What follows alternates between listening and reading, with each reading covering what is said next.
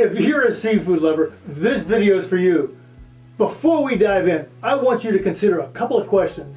Number one, which months do you think are best for buying oysters? And number two, which wines do you think go best with oysters? I'll let you know what some of the wine gurus think in just a moment. Stay tuned.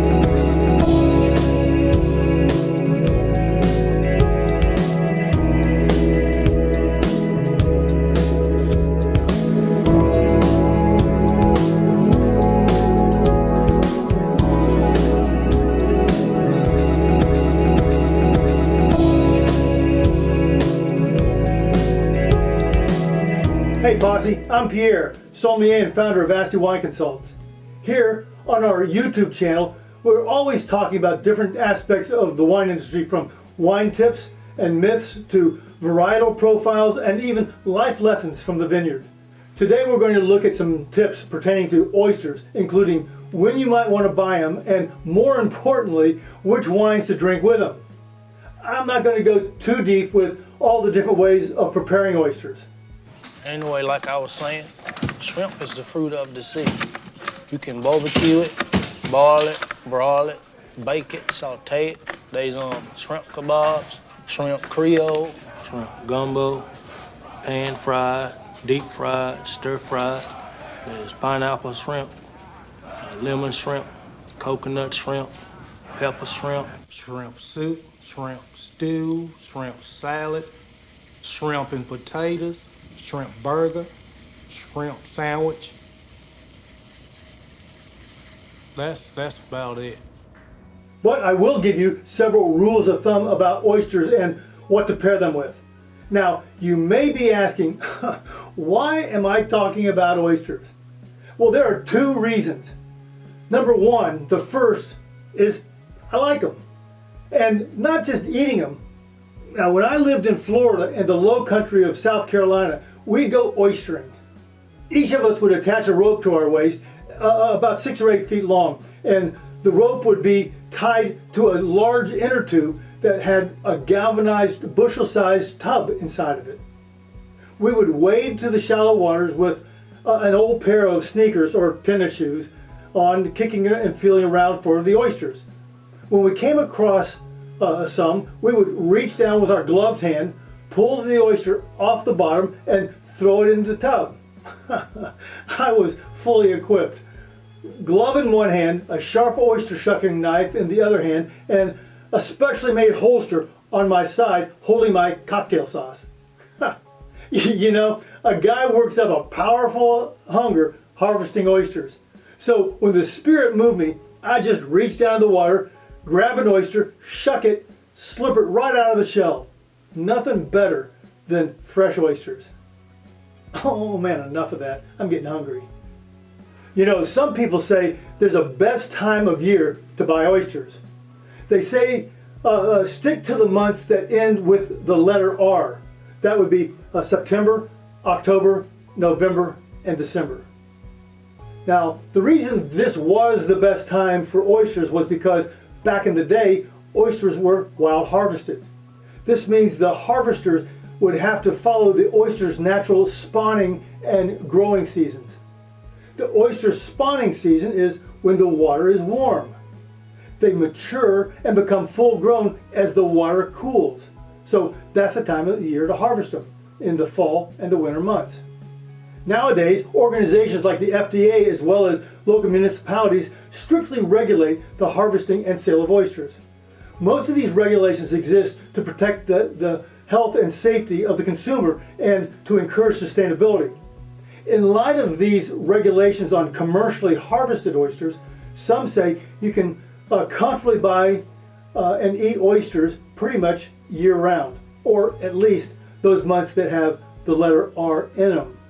That would add the months of January, February, March, and April. Now, personally, I stick with months ending in the letter R because for me, they're a little bigger, taste better, and are fresher. All right, so before we get to the wines, a quick final note about oysters. I told you, I love them. Okay, anyway, you remember the old adage, you are what you eat? Well, That also applies to oysters. Oysters eat algae and filter water through their gills. When they do this, they absorb the characteristics of the water around them. Now, interestingly, this is like wines picking up characteristics of their surroundings. For wine, the surroundings are called terroir. With oysters, it's called miroir. That means there can be a distinct difference in the taste between oysters from different areas. Oysters are often labeled by region.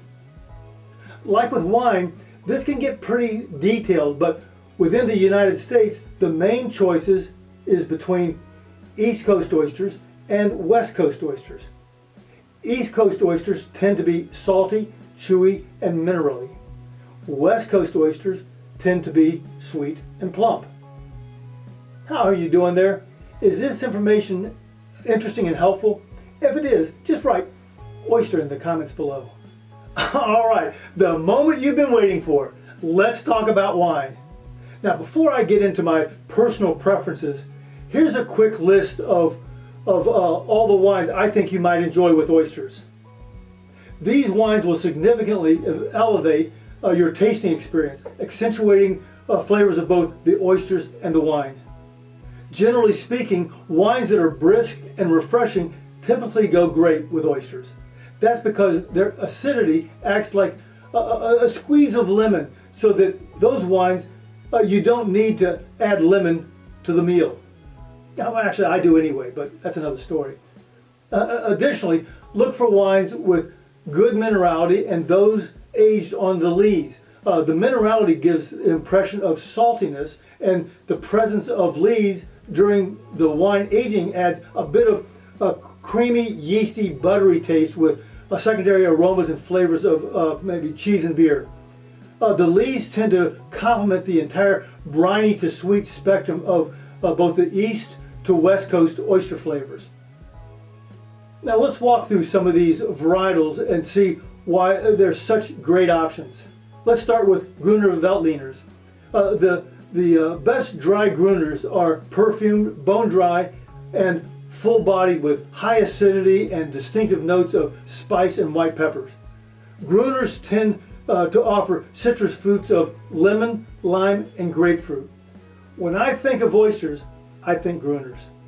Muscadet is also a classic for pairing with oysters. It's bright, crisp, and is from a part of the Loire Valley where the river meets the Atlantic. The best versions aged for extended periods sur lie, that is, unfiltered, on the lees. The lees are really important, as I mentioned earlier. With Muscadet, the lees add texture and a biscuity flavor. If you're enjoying Oyster Rockefeller, I recommend champagne or other sparkling wines. Pop a bubbly to cut the friedness of fried oysters. The drier the sparkling, the better. Although some residual sugar can lend a touch of sweetness to balance the saltier East Coast oysters. Champagne's minerality and acidity definitely stand up to the salt on your palate. Next up is Chablis. Chablis is made from 100% Chardonnay grapes from the cooler Burgundy region of France. To me, the most interesting thing is the soil where the grapes are grown contains ancient marine fossils, including oyster shells. Chablis has a unique set of tasting notes from its high acidity to its complex minerality. It's ideal for fried oysters or oysters in creamy sauces. For fruitier oysters, a Brut Rosé will enable you to fully enjoy the sweetness.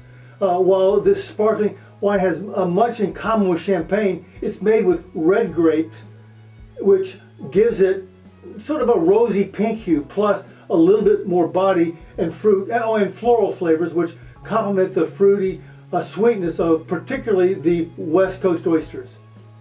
Next we have Sancerre. Sancerre is a French Sauvignon Blanc that also grows in an ancient seabed in the eastern Loire River Valley. They're known for their bright fruit, some spice, along with sort of a flint tinged edge. Okay, this next one is a bit out of the ordinary, but it is a really phenomenal choice. Fino Sherry. You'll find it incredibly light-bodied, very seafood and oyster friendly as long as it's served chilled. It pairs very well with salt brine, East Coast oysters, and the nutty character pairs well with the more earthy notes of some oysters. Now you may have noticed that I included some red wines on the list earlier. When I'm thinking about pairing red wines with oysters, it should ideally be fresh and lively, not heavy or harsh with tannins. Consider a Gamay from the Loire River Valley or a Beaujolais, which is a Burgundy wine typically made from the Gamay grape. This is a perfect option.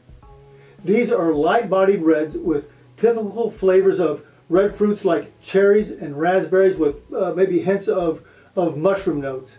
There's also no tannic structure and relatively high acidity, which means that'll keep your palate nice and refreshed. You could also go with a spicy Zweigelt from Austria. Now, Zweigelts are light and fresh with a glistening that allows them to pair well with a wide variety of foods. They have an alluring spice with light floral notes. Well, there you have it. Everything you need to know about wine and oysters. Well, almost. Hang in there for Pierre's personal preferences. But first, thanks so much for investing the time to watch this video. If you got something out of it, let me know in the comments below. Also, hit subscribe and the little bell to be notified when I post other videos. And share this video if it was helpful to you. I'd really appreciate it. Okay, here's my personal preferences. Now, while everybody's taste buds are different, for me, raw oysters pair best with Gruners, Pinot Grigios, and sparkling white wines.